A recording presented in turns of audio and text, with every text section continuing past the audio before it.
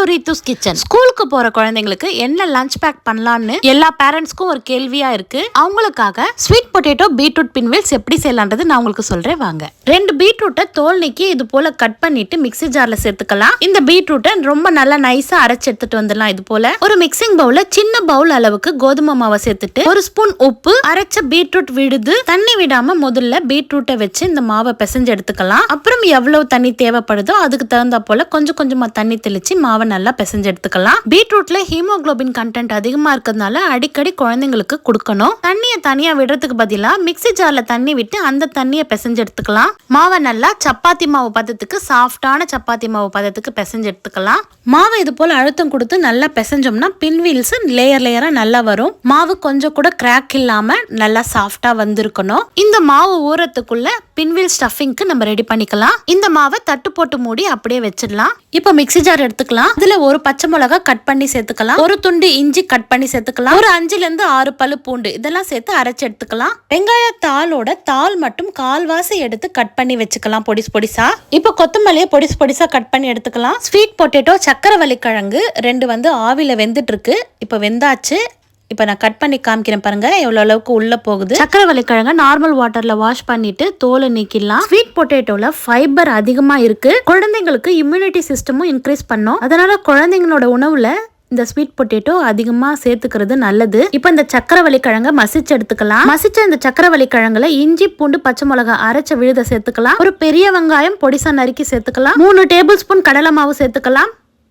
1 spoon தனியா பொடி, 1/4 spoon garam masala, 1 spoon ஓமம் கைகளால நல்லா கசக்கி சேர்த்துக்கலாம். அப்பதான் நல்லா வாசமா இருக்கும். நான் குழந்தைங்களுக்கு செய்யறதுனால காரம் சேர்த்துக்கல. உங்களுக்கு வேணும்னா நீங்க மிளகாத்தூள் கூட சேர்த்துக்கலாம். 1/4 ஸ்பூன் மஞ்சத்தூள் சேர்த்துக்கலாம். 1 ஸ்பூன் உப்பு, கட் பண்ணி வச்சிருக்கிற கொத்தமல்லி, கட் பண்ணி வச்சிருக்கிற வெங்காயத்தாள் இதெல்லாம் சேர்த்து நல்லா கலந்து விடலாம் மாவை. சக்கரவள்ளி கிழங்கு இல்லைன்னா நீங்க உருளைக்கிழங்க கூட வேக வச்சு அவிச்சு இந்த மாதிரி செய்யலாம். இதே ப்ராசஸ் தான். இப்ப ஸ்டஃபிங்க்கு இந்த மாவு ரெடி ஆயிடுச்சு. பிசைஞ்சு ஊற வச்ச பீட்ரூட் கோதுமை மாவை எடுத்துக்கலாம். இது போல ஒரு பெரிய உருண்டை எடுத்து நல்லா ரவுண்ட் பண்ணிக்கலாம்.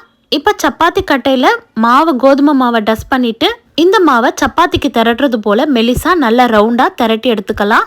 இந்த மாவை அப்படியே கூட நம்ம சப்பாத்தி செஞ்சு சாப்பிடலாம். அப்படியே திரட்டிட்டு தவால போட்டு நம்ம சப்பாத்தி செஞ்சு சாப்பிடலாம். டேஸ்டா இருக்கும். குழந்தைங்களுக்கு எதனா வித்தியாசமா கொடுத்தாதான் சாப்பிடுவாங்க. திரட்டிய இந்த சப்பாத்தி மாவுல 1 ஸ்பூன் எண்ணெயை இது போல தடவிட்டு நம்ம ஸ்டஃபிங்க்கு ரெடி பண்ணி இருக்கக்கூடிய அந்த ஸ்வீட் பொட்டேட்டோவை எடுத்து உள்ள வைக்கணும். இப்போ ஸ்வீட் பொட்டேட்டோ மிக்ஸை இதில் ஃபுல்லாக அப்ளை பண்ணிடலாம். ஸ்பூனை வச்சு நல்லா இது போல் தேய்ச்சி விடலாம். ஏன்னா கையில் எண்ணெயை தடவிட்டு கூட நம்ம இது போல் தேய்ச்சி விடலாம். சப்பாத்தி மாவு எவ்வளோ அளவுக்கு இருக்குதோ அந்த அளவுக்கு நம்ம ஸ்ப்ரெட் பண்ணி விட்டுடலாம். இப்போ மெதுவாக இந்த சப்பாத்தி மாவை அப்படியே ரோல் பண்ணிக்கலாம். இது போல் ரோல் பண்ணிக்கலாம் 2 கைகளால். இது போல் நல்லா மடித்து ரோல் பண்ணிவிட்டு நம்ம கட் பண்ணிக்கலாம். இன்னும் கூட நல்லா இழுத்து விட்டுட்டு நம்ம கட் பண்ணிக்கலாம். உங்களுக்கு பின்வீல்ஸ் எவ்வளோ வேணுமோ அந்த அளவுக்கு நீங்கள் கட் பண்ணுங்கள். 1 இன்ச் இல்லை 2 இன்ச்சு அந்த அளவுக்கு நீங்கள் கட் பண்ணிக்கோங்க. நான் இப்போ ஒரு 1.5 இன்ச் அளவுக்கு நான் கட் பண்ணி எடுத்துக்கிறேன். எல்லாத்தையும் ஈவனாக ஒரே மாதிரி கட் பண்ணி எடுத்துக்கலாம்.